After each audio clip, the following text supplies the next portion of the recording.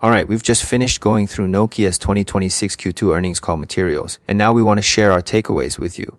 Let me hit you with one number first. AI and cloud revenue up 105% year over year. Gorgeous, right?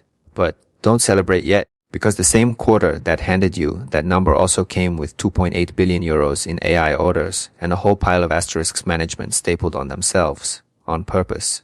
So the real question isn't whether Nokia is growing. It's whether this explosive growth can actually hold. That's what we're cracking today.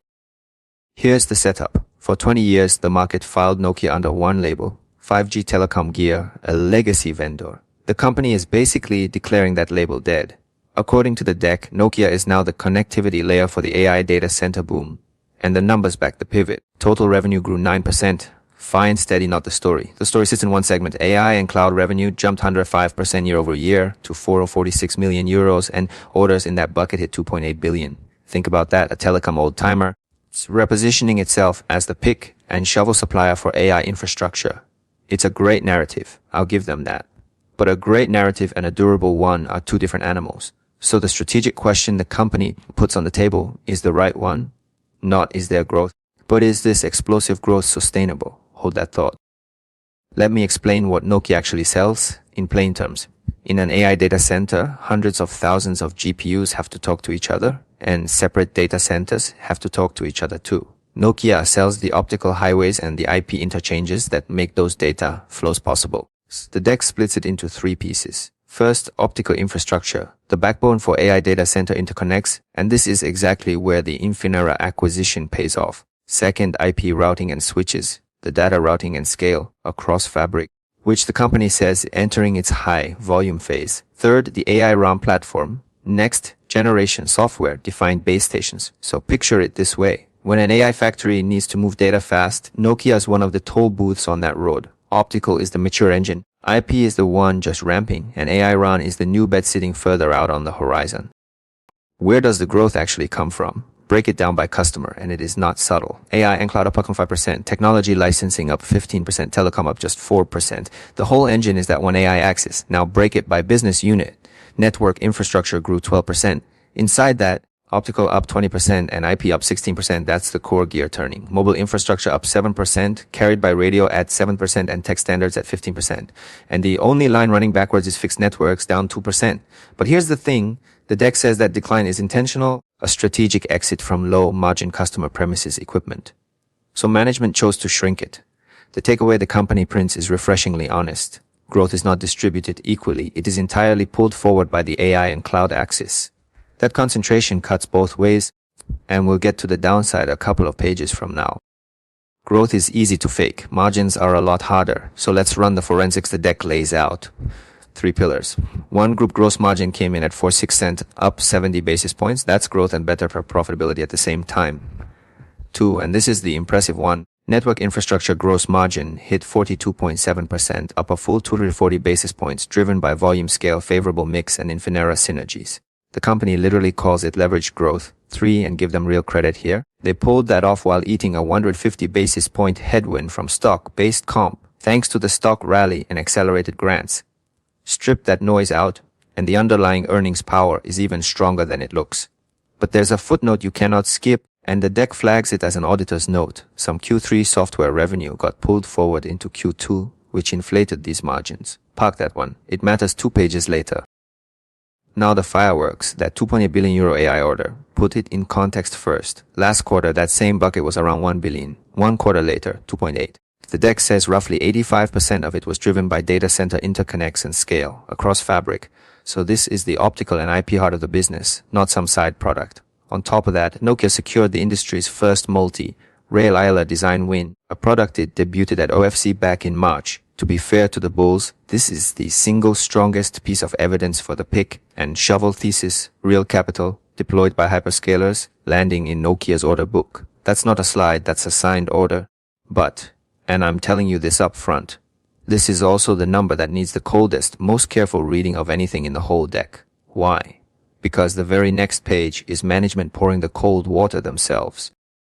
Here's what I respect. A 2.8 billion euro order, and management is the first one to knock it down a peg. They stapled 3 asterisks on it. Asterisk 1, lumpy volatility. Do not expect 2.8 billion every quarter. These are massive, irregular mega contracts. Asterisk 2. The time lag. Only about 50% of that order converts to revenue within the next 12 months. The rest is slower, much slower than legacy telco pacing. Asterisk 3. Mutual commitment. Nokia demands reciprocal long-term commitments from clients to lock these builds in. Think about what that signals. A company willingly lowering its own temperature. The bulls call that honesty, and I agree, it's a genuine credibility signal. But it also does something to the number.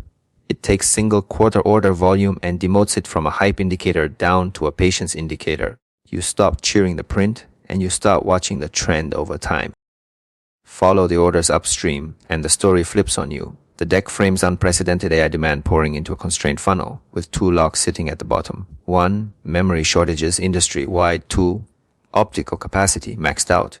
Management flat out confirms revenue would be higher today if the supply existed. So think about that. The cap on this quarter isn't them and it's Nokia's own ability to build. Now here's the two-sided part. That same shortage is also a moat. When capacity is choked, customers scramble to lock in early with high visibility long-term contracts, which hands Nokia visibility and pricing power. And it explains the lumpy 2.8 billion perfectly. The deck's own read, that order isn't inflated demand. It is hyperscalers panic buying future capacity because they know the supply chain is choked. So the scarcity that caps revenue this quarter is the exact same scarcity building the moat. Once you see that, the whole quarter clicks into place. To break that ceiling, Nokia is playing a manufacturing chess game around one material, indium phosphide, the lifeblood of high-end optical components. 3 moves on the board. San Jose, California. Test wafers running now. Mass production targeted for late 2026, scaling through 2027. Pennsylvania. Optical system packaging capacity going through a 10x expansion. And Arizona from the NXP acquisition, adding major capacity, but structurally offline until at least 2029. See the gap. The deck literally labels the stretch from late 2026 through 2028 the vulnerability window. And there's an engineering catch. 6-inch indium phosphide wafer yields are still a hard learning curve, and the external consensus on the deck is blunt coherent leads, Lumentum lags. China is accelerating. So this is a real long cycle bet. Nokia is spending years and multiple fabs ahead of the revenue, wagering this AI optical demand is durable. If they're right, the moat deepens. If yields slip in that window, it bites. If optical is the endurance play, AI run is the outright transformation bet. The deck sets it up as hardware, defined past versus software, defined future. The old world, capex heavy, rigid hardware, swaps required, and historically poor ROIs for operators and vendors alike. The new world, OPEX-driven, universal silicon, a single software stack, no physical swaps required. The headline spec, 100% spectrum capacity boost by 2028 with NVIDIA as the partner on universal silicon. And the timeline is concrete. 10 open pilot customers led by T-Mobile. Pilots late CY 26, commercial in CY 2027, scale in CY 28. Here's the deeper logic. 4G and 5G delivered lousy returns for pretty much everybody, so the only way out is a shift to software-defined economics. The deck says it plainly. Nokia is gambling on the absolute necessity of the industry, making that transition to survive. That's a long bet, and it won't really pay off until 2028. Let me set management's pitch right next to our RID side by side because that's where it gets interesting. Their pitch. We're entering an AI supercycle. We secured 2.8 billion euros in AI and cloud orders. Growth is strong, but the orders are lumpy and deferred. Now our analytical RID straight off the deck. 1. This is a massive multi-year capex bet, and the demand is long cycle enough to justify building their own fabs.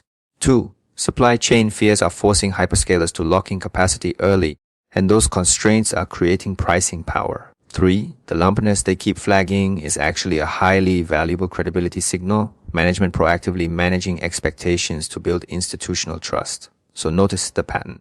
The 3 things they most want you to remember are really 3 faces of one single bet, that AI infrastructure demand is real enough and long enough to justify pressing capital years ahead. And the smartest move was admitting the weak spots first. So where did the analysts aim their fire? The deck ranks the top 3 doubts. Number 1, asked 5 times, AI auto reality and duplication. Management gave strong logic on why double booking is hard to pull off, and honestly I buy it. But they flat out refused to split the 2.8 billion into DCI versus scale across. That one's half green, half yellow. Number 2, asked 4 times, AI RAN timing and adoption. Here they were highly specific. TCO, the NVIDIA division of labor, the T-Mobile pilot timelines. Green light. Number 3, ask 3 times, indium phosphide yields and capacity. They avoided hard metrics on 6-inch yields and leaned heavily on that learning curve phrasing yellow. And the deck's own takeaway nails it. Management is deeply confident on the directional strategy, but intentionally hiding the numerical breakdowns on the sensitive execution risks. Confident on the where, kg on the how much. Alright, 4 blinking lights the deck tells you to watch. 1. Order volatility. That 2.8 billion cannot be linearly extrapolated, and book-to-bill will stay structurally noisy because of the 12-month plus conversion lag. 2. The Q3 margin illusion. Because software revenue got pulled into Q2, Q3 operating margins will look artificially flat, so beware the growth without profit optical illusion. 3. Margin lag in network infrastructure. As IP and switches scale fast, they temporarily dilute the broader I margin before the scale efficiencies kick in. 4. Free cash flow pressure. FCF conversion guidance got downgraded to the bottom of the 55 to 75% range, weighed down by heavy capex and roughly 800 million euros in CY 2026 restructuring costs. Put those together and here's the honest red. The demand is real, but the cash and the reported margins are going to look messy for a few quarters. That's simply the price of building ahead. Step back and put Nokia on the cycle curve, because the deck does exactly that. It's an S-curve. Connectivity used to be a commodity down at the flat bottom. Right now, the dot sits at early expansion, supply constrained. Next comes demand validated, supply pending. And only at the top do you get profit to be cashed, when indium phosphide yields stabilize and margins expand. The thesis they land on is the sharpest line in the whole deck. The ceiling on Nokia's valuation today is not external demand. It is the company's own internal supply capability. That reframes everything. The fight isn't winning orders, they already have 2.8 billion. The fight is converting those orders into profitable revenue. And AI ran? The deck treats it as a free call option for 2028. You're not paying much for it today. And if it hits, that's pure upside on top. Demand validated, supply pending, profit still to come. Last slide, the watch list, 6 KPIs for the next 4 quarters. 1. AI and cloud orders. Track the 12-month conversion rate and ignore the single quarter spikes. 2. Indium phosphide mass production. Confirm Sanjos hits its late CYO 26 milestones and 6-inch yields stabilize. 3. NI gross margin. It has to hold resilience above that newly established 42.7% baseline. 4. MI gross margin. Watch for the required Q4 rebound after the artificial Q3 dip, coming back from the 44 to 46% zone. 5. Free cash flow. Make sure the 55% conversion floor holds against that 800 million euro restructuring load. 6. AI run execution. Verify the 10 open pilots launch cleanly in late CY 2026 to stay on track for CY 2027 commercialization. And the deck's closing line is the entire thesis in one sentence. Execution on internal supply, not the macro AI environment, is what will dictate the ultimate multiple. Alright, last thing, radar always leaves you a light. On this one, I'm calling it yellow. And don't get me wrong, the business is flat out impressive. The demand is validated, 2.8 billion is sitting right there in the book. The problem is the price. Most of the good news is already baked into a stock that has run hard over the past year. While the bad news, the supply crunch, the cash flow squeeze, the margin dilution, isn't fully in there yet. So I lean cautious. But here's my out, and I'll say it up front. If they hold that network infrastructure gross margin next quarter and the AI and cloud order momentum keeps climbing, I flip this to green and I'll own the call. If you like this kind of analysis, the kind that does not ride the market's mood and stays locked on industry data and hard logic, please subscribe to Value Stock Radar, hit the bell, like and share. Your support is what keeps us digging through the financials and hunting down quality names. This is Value Stock Radar. See you next time.